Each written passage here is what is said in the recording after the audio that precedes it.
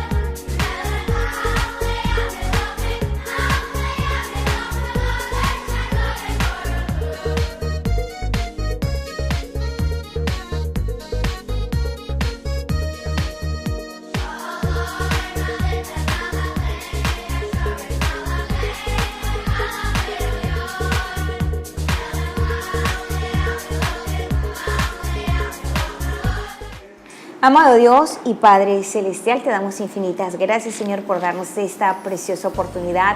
Y bueno, vieron qué maravillosa y qué rica fue la palabra de ayer. Estamos en un acontecimiento muy lindo, y es que uno de nuestros pastores de acá de Barrancabermeja ha sido ascendido a un apostolado por una misión de la que mi invitado de hoy muy especialmente nos va a hablar. Para mí es un privilegio, reverendo pastor y apóstol Benito Tuñón, ministro ordenado. Bienvenido a La Última Palabra, pastor. Es un placer. Bendiciones. Amén, pastor. Amén. Bueno, pastor, la gente siempre está muy a la expectativa de esas noticias del cielo que nos llegan, ¿verdad? Y qué bonito saber que desde cualquier lugar del mundo Dios nos puede sorprender. Y bueno, desde la hermosa Panamá, ciudad Panamá, vienen ustedes. Y yo quisiera preguntarle, pastor, un poco sobre la estructura de la misión que los representa a ustedes acá en Colombia, desde Estados Unidos. Bueno, en pocas palabras, Dios le plació, por su gracia, tomar a quien hoy es presidente y líder de la red apostólica, al pastor y apóstol Domingo A. Ellington, de los años 85, para el tiempo que se dio la invasión a Panamá. Él estaba a cargo de la iglesia donde solían solamente asistir los americanos, la Iglesia de Dios en Margarita. Y ahí, durante un ministerio que tuvo por un año, Dios le sacó, le llevó a los Estados Unidos, y ahí Dios de ese tiempo para acá ha venido preparándolo, lo que hoy ha hecho con él, cosa que no se pensó que nunca se iba a hacer. Y él hoy, por la gracia de Dios, representa dignamente el reino de los cielos, tomando a su cargo, bajo su responsabilidad, un sinnúmero de iglesias que tiene por todo el mundo entero. Qué bendición, pastor, qué lindo, de verdad. Es maravilloso saber que Dios usa a sus hijos, ¿verdad? Y que en la medida que se disponen pueden llegar a alcanzar tan altos rangos como lo tiene el pastor Domingo A. Ellington. Una bendición para usted, pastor, de verdad. Está muy bien representado acá con sus ministros, el pastor Omar Pineda, que entrevistamos ayer, y hoy el pastor y obispo Benito Tuñón. Pastores, yo me quedé sorprendida porque detrás de cámara le preguntaba, ¿cuántos años tenía usted sirviéndole al Señor? Prácticamente 35 años está ministrando al Señor. ¡Wow! Y ¿Qué podemos decirle a los nuevos ministros, pastor, que están en ese camino y a veces sienten que no pueden, a veces se sienten sin fuerzas? Llega el momento en que de repente como pastores tenemos esos vacíos y no me están reconociendo mi trabajo. Denles un consejo a usted, pastor. Bueno, consejo que les daría, que Dios es fiel sobre todas las cosas. Amén, gloria a Dios. Yo como joven antiguamente, pues, como usted no hace mucho dijo, jóvenes que sienten ese vacío y no saben cómo llenarlo, lamentablemente muchos se van en vía opuesta y no logran recibir la buena parte de ello. Por lo tanto, cuando yo me vi en esa situación, Dios fue mi respuesta. Dios fue mi respuesta. Más tuve al borde de quitarme la vida, pero Dios me dio su mano, su protección, y es la razón por la que hoy estoy, porque Dios me hizo un llamado. Qué mensaje tan lindo, pastor. ¿Sabe por qué? Y es el Espíritu Santo que nos direcciona, porque definitivamente pensamos que el pastor es infalible, o sea, el pastor no siente, el pastor está por encima de cualquier emoción humana, el pastor está obligado siempre a estar bien, y resulta que seguimos siendo seres humanos, solo la gracia infinita de Dios, pero también el deseo de servirle al que dio su vida por nosotros es el que nos sostiene.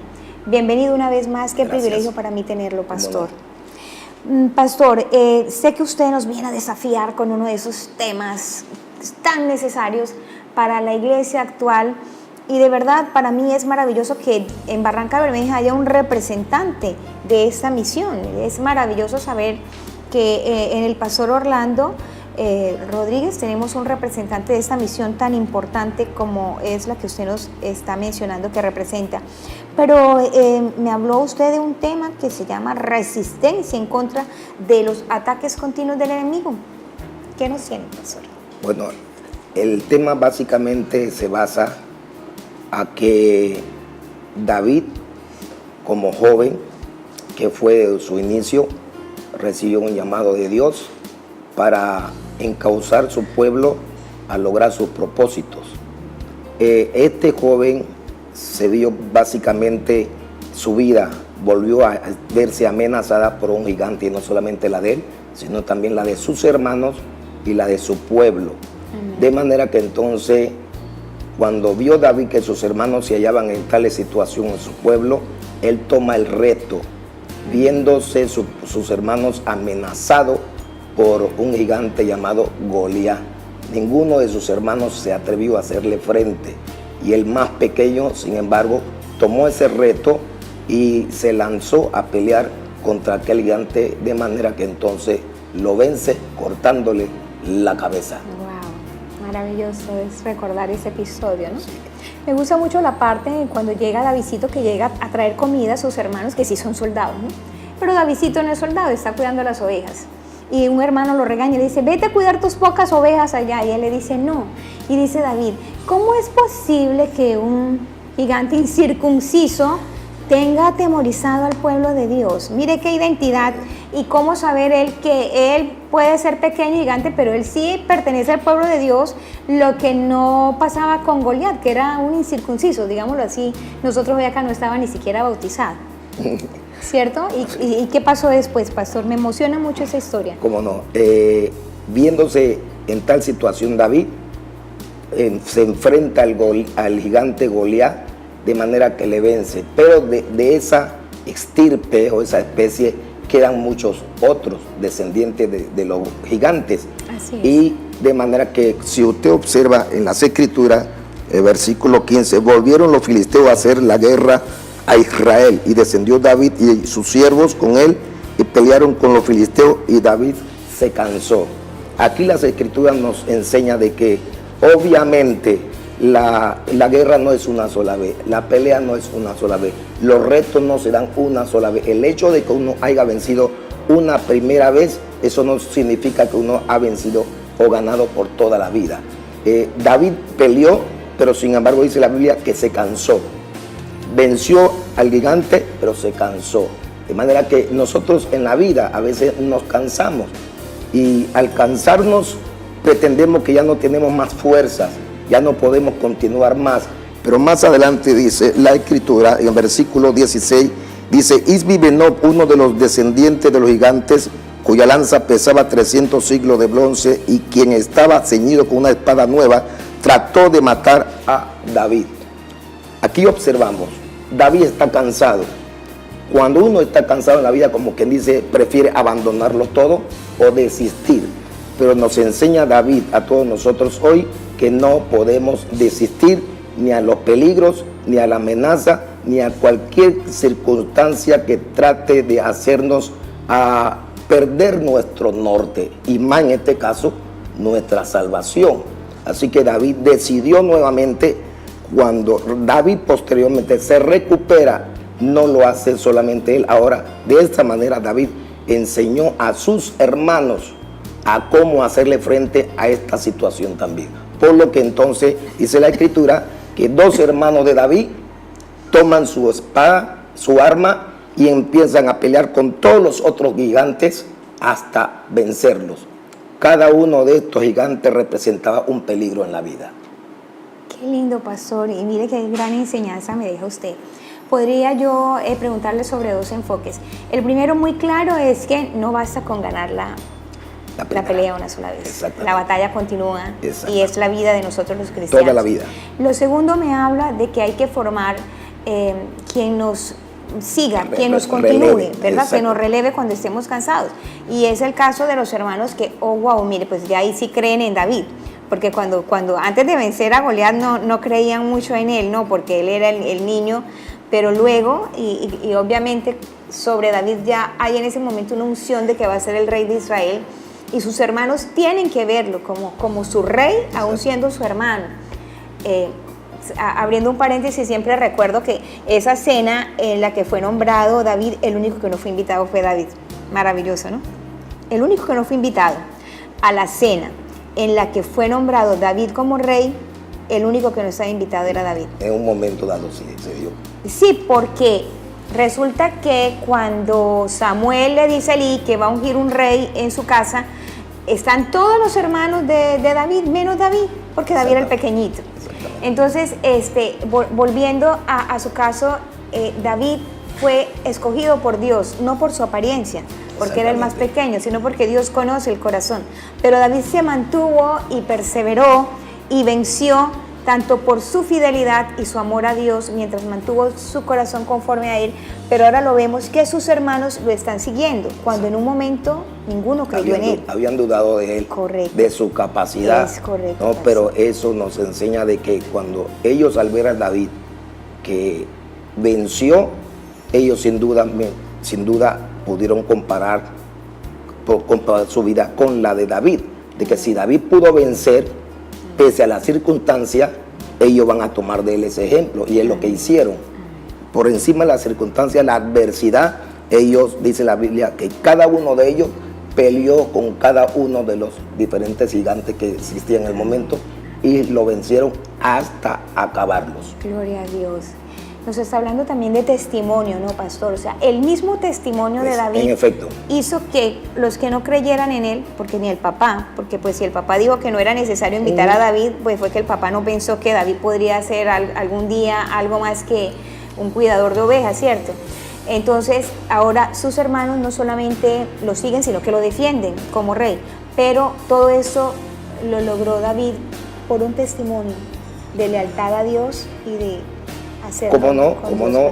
Su lealtad, fidelidad a Dios, y la confianza que tenía de que Dios le había dado promesa, y amén, Dios seguía cumpliendo sus promesas en su vida. Gloria a Dios. Qué maravilloso, pastor. El tiempo acá es corto, pastor. De verdad que me encantaría poder seguir con usted. Es posible que otro día de esta semana lo invite. ¿Sí? Si ¿Cómo lo invito, no? Placer, estaría encantado. Pastor Benito Tuñón es un nombre, sabe que es un nombre muy bonito, y invita de verdad la paz que usted expresa, la frescura de su mensaje. A veces vemos mensajes y decimos, no, ya ese mensaje yo me lo sé, pero esta parte que usted siguió no la había contemplado. Gracias por esta linda enseñanza, y para ustedes, mis amigos que todas las noches están ahí conmigo, recuerden que la última palabra es internacional. Hoy desde Panamá, mañana desde cualquier lugar del mundo. Un saludo para sus familiares en Panamá, pastor. A todos mis hermanos en Cristo Jesús, la congregación. Dios le bendiga muy ricamente. Les invito aquí, muy precioso aquí en Barranca Bermeja. Yo le envío un saludo muy especial al pastor y profeta Alexis Maldonado, que fue el intermediario entre el pastor Orlando y los hermanos para que ellos pudieran estar acá. Recuerden, en su vida y en la mía, la última palabra la tiene Dios. Que el Señor le bendiga. Paz.